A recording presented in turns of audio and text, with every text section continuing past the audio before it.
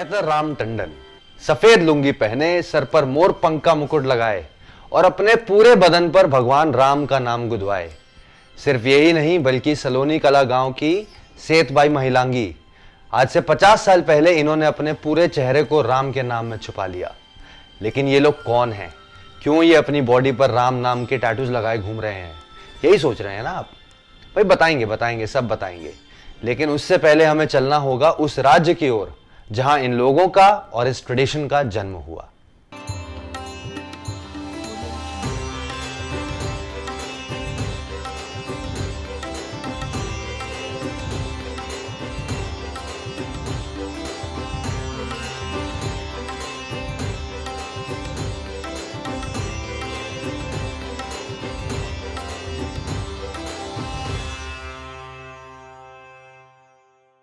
वो झरने की बूंदें, मंदिर की घंटियों की आवाज और चावल के लहराते हुए खेत इस स्टेट के महाकाव्यों, रीति रिवाजों और यहाँ के अद्भुत खाने को सिंबलाइज करते हैं। और जब बात चावल की होती है तो दिमाग में पहला नाम इसी राज्य का आता है, वो है छत्तीसगढ़।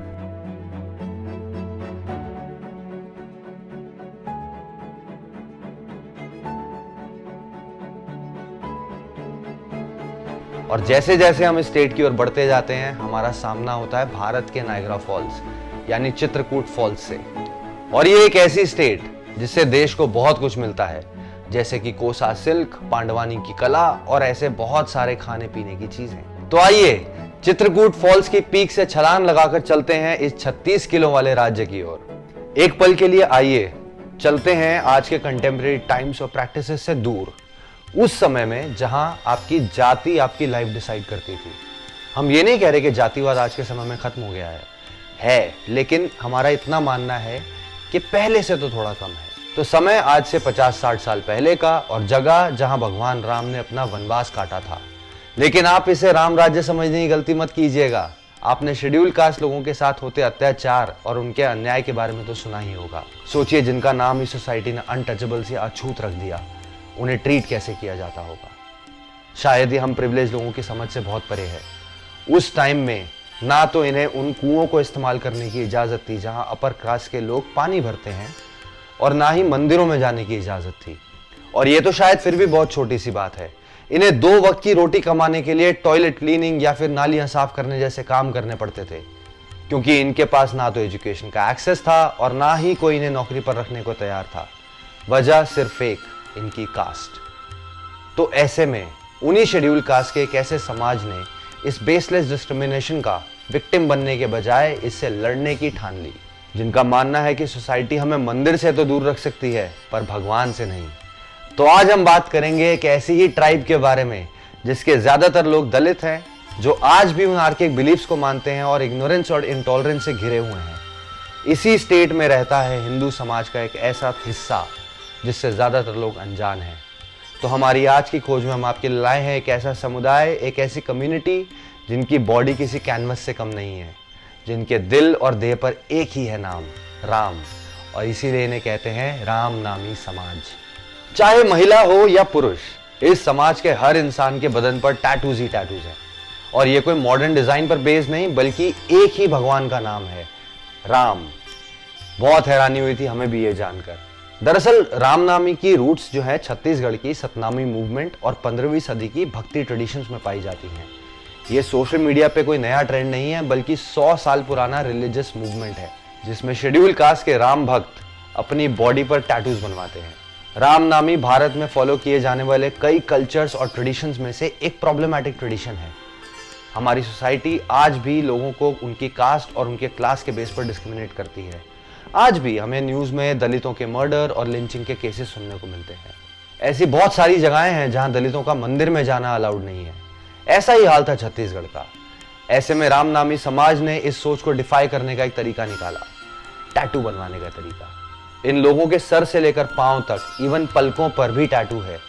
और टैटू में क्या है? राम। ये मानो एक पीसफुल रिबेलियन था उन रिस्ट्रिक्शंस, उन पाबंदियों के खिलाफ जो इन पर लगाई जाती थी। और जिस टेक्निक से ये टैटू लगवाए जाते हैं उसे गोदना कहते हैं। और जब किसी के शरीर पर गुदाई होती है तो रामनामी समाज के लोग उसके घर पर भजन गाते हैं। इसकी इंस्पिरेशन ली गई रामचरितमानस और नेचुरल सराउंडिंग से। ये टैटू एक सिंपल लाइफस्टाइल को एंडोर्स करते हैं। क्या आप जानते हैं कि रामनामी कम्युनिटी के ज्यादातर लोग इलिटरेट थे। इन्होंने खुद पढ़ना और लिखना सीखा ताकि ये लोग रामचरितमानस को समझ सकें। इनके रिलीजियस प्रैक्टिसेस के मुताबिक ये लोग स्मोकिंग और ड्रिंकिंग से दूर रहते हैं, हर रोज भगवान श्री राम की पूजा करते हैं और सबको इक्वली और रिस्पेक्टफुली ट्रीट करते हैं। आज के कॉन्टेक्स्ट में इक्वली और रिस्पेक्टफुली शायद कहीं खोसा गया है, पर यही तो है भारत एक खोज का मकसद, आपको उस भारत से रूबरू कराना जहां हमारी डाइवर्सिटी को सेलिब्रेट किया जाता है। तो इन लोगों के शरीर के साथ साथ इनके घरों के अंदर और बाहर भी राम राम लिखा है। हर रामनामी के घर में आपको एक रामायण जरूर मिलेगी। और यही नहीं, इन लोगों ने अपने ये म्यूजिकल और क्लोथिंग ट्रेडिशंस भी बना रखे हैं। तो रामनामी समाज की आज की क्या सिचुएशन? जैसे कि हमेशा होता है, हमारी यंगर जनरेशन इस प्रैक्टिस को ना तो एक्सेप्ट करती है और ना एंडोर्स करती है। अभी जो क्या है, सब यंगेस्ट हो गए हैं, बॉय वगैरह सब अपने लुक्स को भी देखते हैं और नौकरी वगैरह में भी गोदना शरीर में रहता है तो उसमें नौकरी वगैरह में भी प्रॉब्लम होती है। इससे लेकर गोदना भी कम हो गया है थोड़ा। और इस चॉइस के लिए हम उन्हें ब्लेम भी नहीं कर सकते, क्योंकि मॉडर्नाइजेशन के साथ आती है पुराने बिलीफ्स और प्रैक्टिसेस को चैलेंज करने की इच्छा और उस सोसाइटी के बिलीफ्स को क्वेश्चन करने की चाह जिसमें वो खुद पैदा हुए हैं। ये लोग इस ट्रेडिशन से दूर तो रहते ही हैं और तो और अपनी एजुकेशन और जॉब के लिए दूसरे शहरों में भी चले जाते हैं। जब आप इन रामनामियों की बॉडीज को ध्यान से देखेंगे तो आपको सिर्फ राम का नाम नहीं बल्कि उसके पीछे का पावरफुल मैसेज समझ में आएगा। इनकी बॉडी का हर वर्ड उन सो कॉल्ड अपर क्लास लोगों को करारा जवाब देता है कि वो उन्हें मंदिर से दूर कर सकते हैं लेकिन भगवान से नहीं। उनका मानना है कि भगवान हर जगह है, वो हर इंसान के दिल में बसते हैं। उनका ये रेबेलियन साफ साफ लिखा है उनकी बॉडी के हर टैटू पर, जो शेड्यूल कास्ट से जुड़े स्टिग्मा को तोड़ने की कोशिश करता है। आप खुद ही सोचिए दोस्तों, क्या आप इमेजिन कर सकते हैं कि आप सच्चे दिल से मंदिर जाएं लेकिन आपको देखते ही कोई आपके मुंह पे दरवाजा बंद कर दे, और वही इंसान जो आपके लिए दरवाजा बंद करता है वो दूसरों को आशीर्वाद और प्रसाद दे रहा है? कैसा लगेगा आपको? बस वही हाल है इन लोगों का। और मंदिर तो एक चीज है, न जाने इन्हें कितनी चीजों के लिए लड़ना पड़ा। 1910 में रामनामी समाज ने अपर कास्ट हिंदूज के खिलाफ एक केस जीता। बहुत ही अजीब केस था। इस केस में उन्हें अपने शरीर पर भगवान राम लिखवाने का राइट मिला। कितनी हैरानी की बात है कि अपने शरीर के साथ क्या करना है ये वो खुद डिसाइड नहीं कर सकते थे। जो आपके और मेरे लिए शायद एक फंडामेंटल राइट है, उन्हें इसके लिए भी लड़ना पड़ा। तो आइए हम आपकी मुलाकात करवाते हैं मेहतर राम टंडन से, जो हमने बताया था सफेद लुंगी और सर पर मोर पंख का मुकुट लगाए घूमते हैं। परशुराम जी के नाम का बाबा 4 पारा का है। अब बुला के उसको कच्चा मस में राम राम लिख दिया, तो वो आया आकर के फिर राम राम को लिखवाया। ये नाम का जन्म उसी दिन। और राजा लोग यहाँ भेड़गांव के जमींदार लोग उसको दुख तकलीफ देते थे। एक बार मुकुट को आग लगा दिया, एक बार उसको लकड़ी में ऐसे पकड़वा के नीचे में कांटा रख के उसको मारने लगा। टंडन का मानना है कि जिस दिन उन्होंने अपनी बॉडी पे टैटूज बनवाए उस दिन पुराने टंडन की मृत्यु और नए टंडन का जन्म हुआ था। आज की डेट में उनके टैटू शायद फेंट हो गए हों, लेकिन उनकी आइडियोलॉजी और उनका फेथ आज भी मजबूत है। ऐसी ही कहानी है गोरबा गांव की पुनाई बाई की, जिनका मानना है कि भगवान एक के लिए नहीं सबके लिए हैं। 1955 के लेजिस्लेशन के बाद भी देश के कई हिस्सों में ये प्रथा चलती जा रही है। चाहे बात एजुकेशन की हो या एम्प्लॉयमेंट की, आज भी इनके साथ अन्याय होता है। इनके राइट्स वायलेट किए जाते हैं। इनके टैटूज चाहे गायब होते जा रहे हैं, बदन पे चाहे झुर्रियां आ गई हैं, लेकिन सोसाइटी में एक्सेप्टेंस पाने के लिए इनकी लड़ाई आज भी जारी है। राम का नाम इन योद्धाओं के दिल में बसता है। वो योद्धा जो ऐसी लड़ाई लड़ रहे हैं जिसका विनर ये सोसाइटी ऑलरेडी डिक्लेयर कर चुकी है। आजकल रामनामी बहुत कम रह गए हैं। ऐसे लोग छत्तीसगढ़ के कुछ ही इलाकों में रह गए हैं। टंडन का मानना है कि यंग जनरेशन अपनी बॉडी पर टैटू बनवाना पसंद नहीं करती।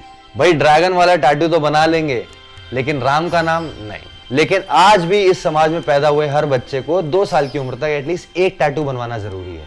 जब तक ये लोग हैं तब तक ये लड़ाई जारी रहेगी। अब वक्त है हमारे आज के कोविड हीरो का।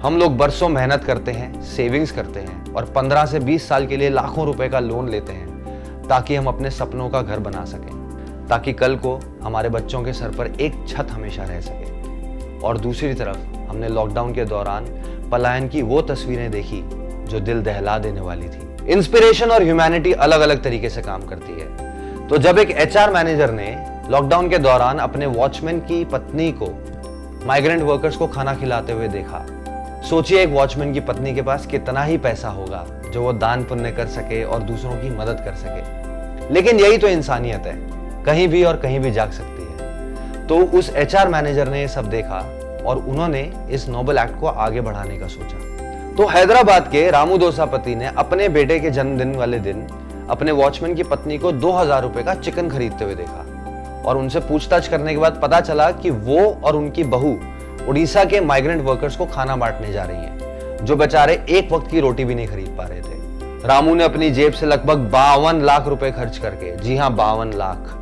ये पैसे उन्होंने एक घर खरीदने के लिए बचाए थे। तो अपने उस सपने को साइड में रखते हुए रामू ने एक 24/7 राइस एटीएम की शुरुआत की। रामू ने देखा कि उनका वॉचमैन सिर्फ 6000 रुपए महीना कमाता है और उसमें से भी वो एक ही दिन में 2000 रुपए का खर्चा कर रहा है। तो सोचा उनकी सैलरी तो फिर भी काफी अच्छी है, फैमिली कंफर्टेबली भी रह रही है। तो उन्हें रियलाइज हुआ कि ऐसा कोई फैक्टर नहीं है जो उन्हें इनकी मदद करने से रोक सके। रामू ने अपने प्रोविडेंट फंड से पैसे निकलवा लिए और एक ग्रोसरी शॉप से टाइप कर लिया और उन्होंने इस वॉचमैन की मदद से इस राइस एटीएम को सेटअप किया। इस एटीएम ने शुरुआत में 193 लोगों को सर्व किया और धीरे धीरे जैसे इसके बारे में लोगों को पता चलना शुरू हुआ, दिन पर दिन एटीएम पर लोगों की संख्या बढ़ती गई। जो पैसे रामू ने अपने लैंड पर लगाने थे या घर खरीदने के लिए रखे थे, वो उन्होंने यहाँ इस्तेमाल किए। उन्होंने कहा मेरे बेटे का सपना था कि हम एक बड़े फ्लैट में शिफ्ट हों, लेकिन इतने लोगों को उस एटीएम के आगे इंतजार करते हुए देख उन्होंने अपना मन बदल लिया। उनके मुताबिक कम से कम 25,000 लोगों को इस इनिशिएटिव से फायदा हुआ है। रामू कहते हैं कि मैं आज भी हर रोज उस फ्लैट को देखता हूं जो मेरी बिल्डिंग के बिल्कुल सामने है और वो खरीदना चाहते थे, लेकिन जब उनकी नजर इन लोगों की इस लाइन पर पड़ती है तो उन्हें किसी तरीके का लॉस महसूस नहीं होता। इनफैक्ट ये उन्हें और आगे बढ़ने का मोटिवेशन देता है। ऐसे वक्त में इन्होंने ह्यूमैनिटी को पर्सनल डिजायर्स के ऊपर रखा। भारत एक खोज की तरफ से हम रामू को सलाम करते हैं। ऐसी और दिलचस्प और इंस्पायरिंग स्टोरीज जानने के लिए हमें इंस्टाग्राम पे फॉलो करें, हमारे चैनल को सब्सक्राइब करें और इस वीडियो को ढेर सारे लोगों के साथ शेयर करें। हम मिलेंगे आपको अगले हफ्ते भारत की एक और खोज के साथ। तब तक के लिए नमस्कार।